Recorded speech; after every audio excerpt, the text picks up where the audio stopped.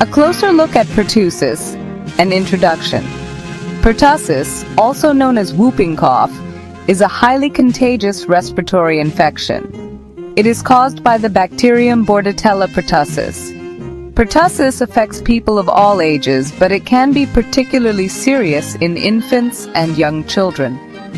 Pertussis is characterized by severe coughing spells that can make it difficult to breathe. The coughing fits are often followed by a whooping sound when the person tries to inhale. Pertussis is a vaccine-preventable disease, and vaccination is the best way to protect yourself and your loved ones. Pertussis is a serious health concern, especially for vulnerable populations. Understanding its causes, symptoms, and preventive measures is crucial for effective management and control of this respiratory illness. Understanding the cause, transmission, and symptoms of pertussis. Pertussis is caused by the bacterium Bordetella pertussis.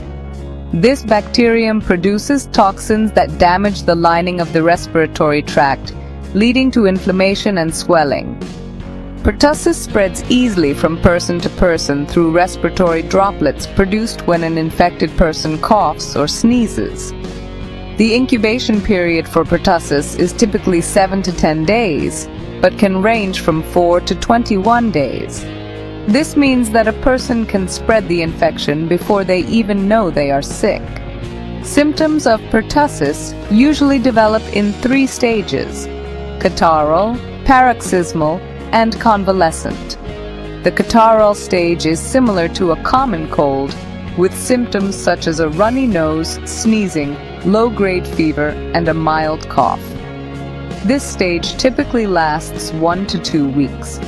The paroxysmal stage is characterized by the classic coughing fits. These fits can be severe and prolonged, sometimes lasting for several minutes.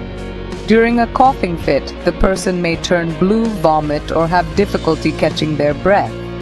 The coughing fits are often followed by a whooping sound when the person tries to inhale. The paroxysmal stage can last 2 to 6 weeks or longer. The convalescent stage is the recovery phase. During this stage, the coughing fits gradually become less severe and less frequent. However, it can take several weeks or even months for the cough to disappear completely. Prevention and management of pertussis. Prevention of pertussis primarily involves vaccination.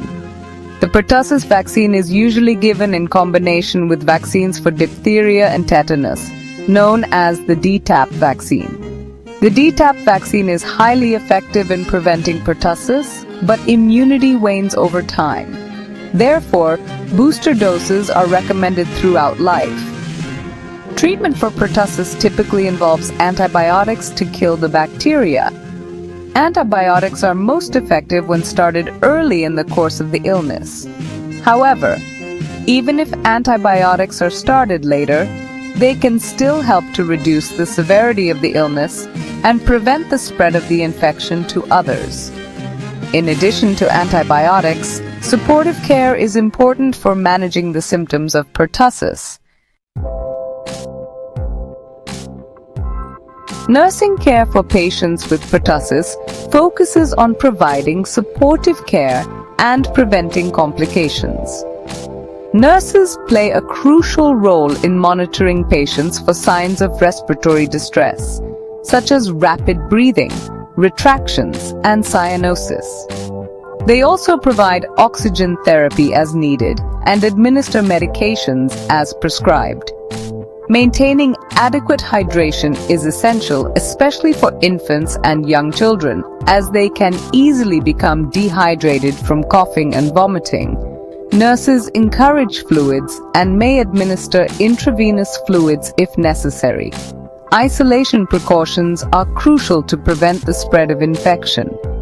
Nurses educate patients and families about the importance of hand hygiene, covering coughs and sneezes, and staying home when sick.